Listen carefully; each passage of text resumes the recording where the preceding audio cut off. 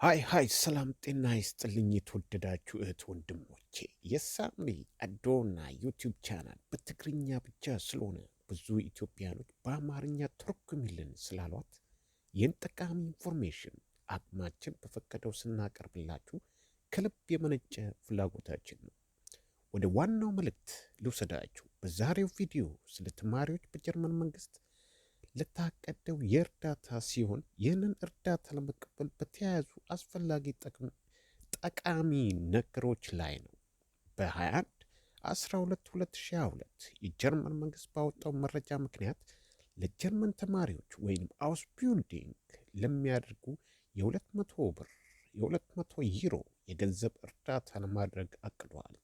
ይህንን እርዳታ ለማግኘት ምን መስፈርቶች ማቅረብ እንዳለባችሁ በዝርዝር እገልጽላችኋለሁ። እነሱም አንደኛ የጀርመን ነዋሪ የሆነ፣ ሁለተኛ አድራሻ ያለው፣ ሶስተኛ በጀርመን ትምህርት ቤቶች ውስጥ ተማሪ ለሆነ፣ በሌላ ወገን ከሌላ እርዳታ ለምሳሌ በፋግ ወይም ኪንደርጋርት ወይም ዩንግ ሄልፍ እንደ ተማሪ መጠን የሚሰጥ ከሆነ ይህ አሳሳቢ አይደለም እና ከተሰጠ ተጨማሪ እርዳታ ነው።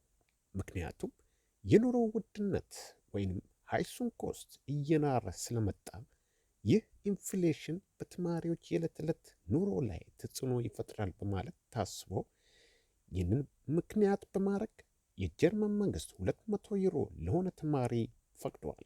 ዋናው አስፈላጊ ነጥቦች ወይም ነገሮች ከላይ እንደገለጽኩላችሁ የጀርመን ነዋሪ መሆን አለባቸው። ጀርመን ውስጥ አድራሻ ያለው መሆን አለበት። ወይንም ሶስተኛው የጀርመን ትምህርት ቤት ውስጥ መማር አለበት። እነዚህን መስፈርቶች ካሟላችሁ ሰነዶቻችሁን በማቅረብ እንዴት እንደምትመዘግቡ ከታች ሊንኩን ተውላችኋለሁ። ከዚህ በፊት 300 ዩሮ እርዳታ ነበር፣ ይህንን ተቀብያለሁ ብለህ ይህ አይመለከተኝም አትበል። እሱ ብዙ አሳሳቢም አይደለም። በተጨማሪ ከሚሰጥ 200 ዩሮ ላይ ግብር የሚባል ነገር አይቆረጥም። ለምሳሌ አንድ ተማሪ ወደ ሆላንድ ለማስተር የሄደ ከሆነ ጀርመን ውስጥ አድራሻ ከሌለው ይህ አይመለከተውም ማለት ነው። እንደነገርኳችሁ ዋናው ነጥቦች ከላይ እንደጠቀስንላችሁ የጀርመን ነዋሪ መሆን አለብህ፣ አድራሻ ያለው መሆን አለብህ፣ በጀርመን ትምህርት ቤት ውስጥ መማር አለብህ።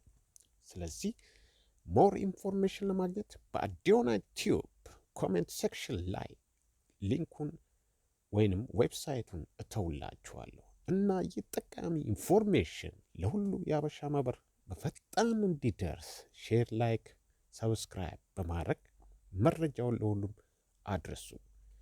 በተረፈ ለዛሬ ያለችኝ ቪዲዮ ይችን ነበረች። በሌላ ቪዲዮ እስክንገናኝ ለሕይወታችሁ ሙሉ ጤናን ብልጽግናን እመኝላችኋለሁ። ቻው ቻው ቻው።